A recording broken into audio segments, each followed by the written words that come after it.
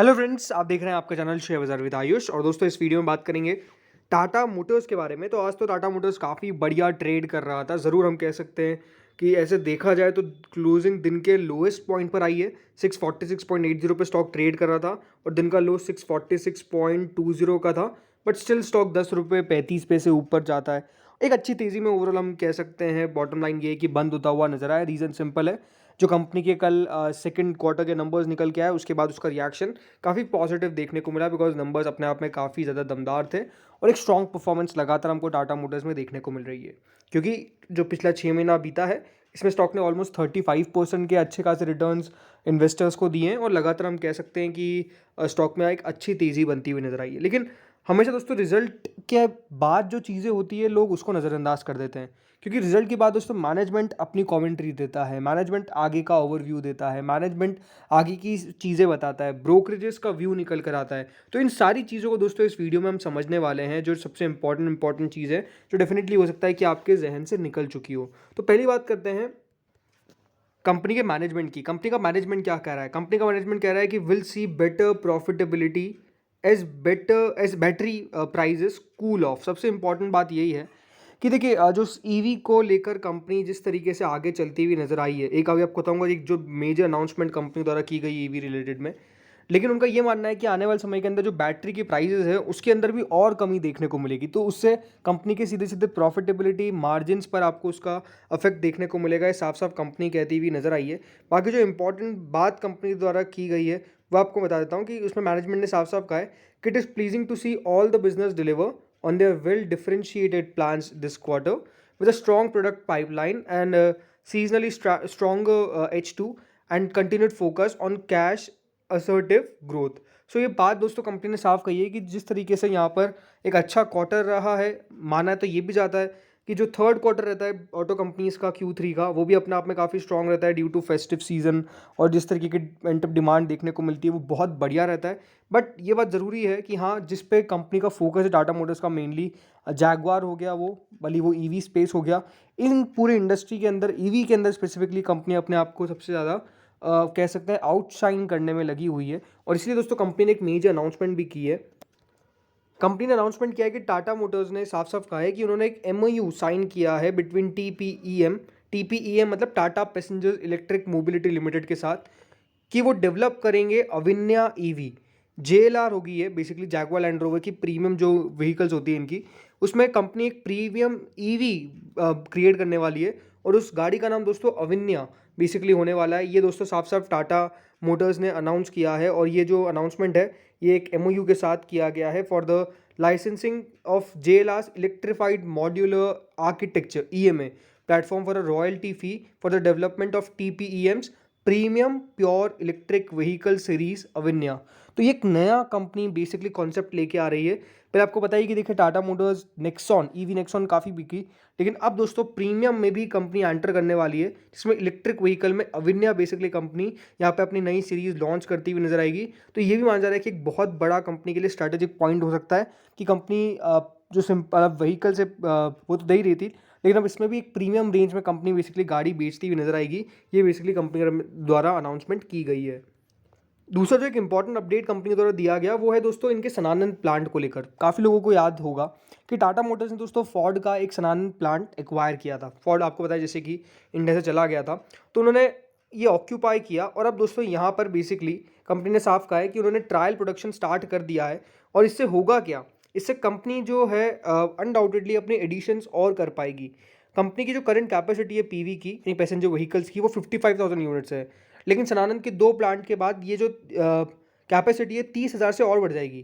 तो इसका मतलब ये है कि कंपनी ऑलमोस्ट 85,000 यूनिट्स बनाती हुई नजर आएगी ऑफ पैसेंजर व्हीकल्स। ये कंपनी द्वारा साफ साफ एक इंपॉर्टेंट बात बेसिकली बताई गई है।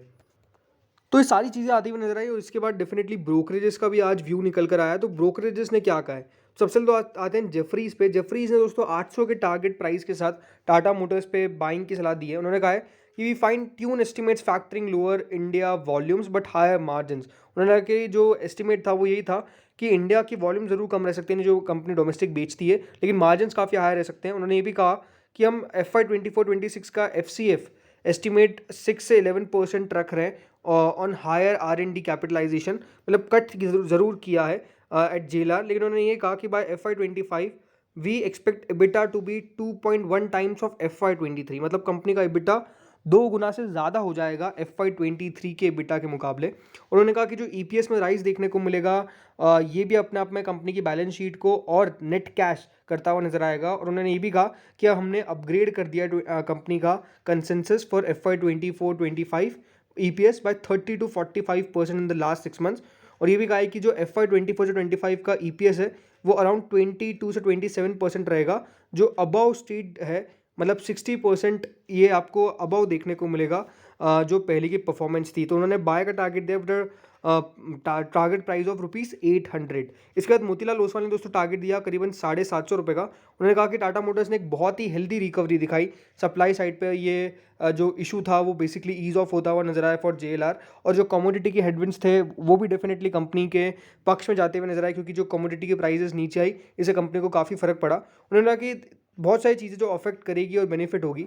सबसे पहली चीज़ है कि जो इनका CV बिजनेस है उसमें एक अप ट्रेंड और स्टेबल ग्रोथ देखने को मिलेगी, और ये PVs में भी देखने को मिल सकते हैं, पैसेंजर व्हीकल्स में भी। सेकंड बात उन्होंने कहा कि जो कंपनी की स्पेसिफिक वॉल्यूम है और जो मार्जिन ड्राइवर्स है ये भी बढ़िया है। और तीसरा ये है कि कंपनी ने शार्प इंप्रूवमेंट दिखाया है FCF के अंदर, और एक रिडक्शन भी देखने को मिला है कंपनी की कर्जे के ऊपर। मतलब कंपनी का जो नेट डेट है बोथ JLR और इंडिया बिजनेस दोनों में आपको एक रिडक्शन देखने को मिला है।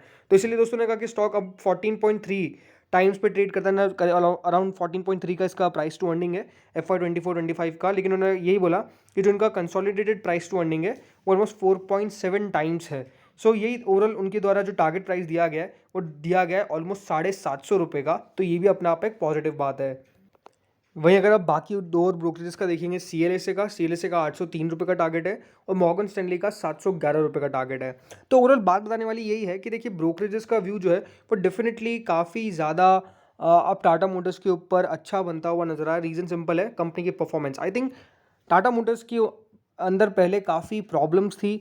लगातार दोस्तों कंपनी की जो परफॉर्मेंस आती थी वो कभी भी स्टेबल नहीं रही, मतलब कभी बढ़िया कर रही है, कभी बहुत ख़राब कर रही है, फिर कभी बढ़िया कर रही है, तो बाजार समझ नहीं पाता है। लेकिन लास्ट 2-3 सालों में हम कह सकते हैं कंपनी ने अपनी सबसे पहले तो देखिए बैलेंस शीट के ऊपर बहुत फोकस किया। कंपनी ने अपने बिजनेस को फिर से खड़ा करने की पूरी कोशिश करी उस तरीके से कि एक ग्रोथ कांस्टेंट रहे। और आई थिंक सबसे बड़ा कंपनी को जो फ़ायदा हुआ वो रहा EV के कारण, जो उनको फर्स्ट मूवर एडवांटेज का फ़ायदा मिला। और इसी कारण दोस्तों अब कंपनी इस पूरे नए हम कह सकते हैं एनवायरनमेंट के अंदर अपने आप को सबसे आगे रखने के लिए काम लगातार कर रही है। इसलिए जैसे मैंने बताया शुरुआत में आपको कि कंपनी को एक नया अनाउंसमेंट भी कर दिया गया है। मॉर्गन स्टैनली मानता है कि ये एक इम्प्रेसिव क्वार्टर था टाटा मोटर्स के लिए, लेकिन वो मानते हैं कि जो कंपनी है वो अपने आप को जिस तरीके से डी लेवरेज कर रही है, मतलब जिस तरीके से अपना कर्जा कम कर रही है, इससे कंपनी का FY24 और यहाँ पे मान के चलते हैं कि जो EV स्केल अप है FY25 के अंदर ये बहुत बढ़िया रह सकता है। और यही माना है उन्होंने कि जो कंपनी की नेट डेट है वो इतनी कम आ चुकी है और जो EV के लॉसेज है वो भी काफ़ी नैरो हो चुके हैं। तो मॉर्गन स्टैनली मानता है कि कंपनी बढ़िया ग्लोबल लग्जरी, जो एक सबसे बड़ा कंपनी के ऊपर फोकस रहेगा वो यही है कि जो ग्लोबली एक लग्जरी स्लो डाउन देखने को मिला है, इसमें कंपनी किस तरीके से अपने आप को ढाल पाती है, झेल पाती है, ये देखने वाली बात होगी। लेकिन अभी जो ब्रोकरेज है उनका यही मानना है कि कंपनी के पास एक फ्री कैश फ्लो रहेगा ओवर £2 बिलियन का इन FY24, और जो नेट डेट है वो ऑलमोस्ट £1 बिलियन से नीचे आ सकती है FY24 के एंड तक। तो आई थिंक सारी ब्रोकरेजेस का पॉजिटिव ही अभी तक आपको व्यू जो है वो बेसिकली देखने को मिल रहा है। तो यहाँ से देखिए मेरा मानना भी सिंपल यही है। अब मैं तो ये कह सकता हूँ कि मैं खुद भी एक शेयर होल्डर हूँ टाटा मोटर्स का और मुझे भी कंपनी पे बिलीफ है। बट अगेन भाई इसमें देखिए मैं रिकमेंडेशन वाली बात नहीं करता हूँ, बट मुझे लगता है कि एक स्टोरी है ये लॉन्ग टर्म की जो मुझे नज़र आती है। एंड इसीलिए देखिए मैं खुद भी जैसे मैंने बताया आपको शेयर होल्डर, तो डेफिनेटली बात उसी तरीके से लीजिएगा, क्योंकि मैं खुद इसमें एक डिस्क्लेमर के तौर पे अब शेयर होल्ड करता हूँ कंपनी के। बट आई थिंक हाँ अच्छी कंपनी है जो बढ़िया कर रही है। अगर ये क्वार्टर्स बढ़िया निकल के नहीं आते तो डेफिनेटली कंपनी के बारे में अब सलाह कुछ और होती है, लेकिन डेफिनेटली जो नंबर्स निकल के आ रहे हैं वो काफ़ी पॉजिटिव नजर आते हैं। तो इस वीडियो में दोस्तों इतना ही था। बाकी आप लोगों की टारगेट्स क्या है टाटा मोटर्स के, मुझे कमेंट सेक्शन में जरूर बताइएगा। इस वीडियो में इतना ही था। Thank you friends for watching this video.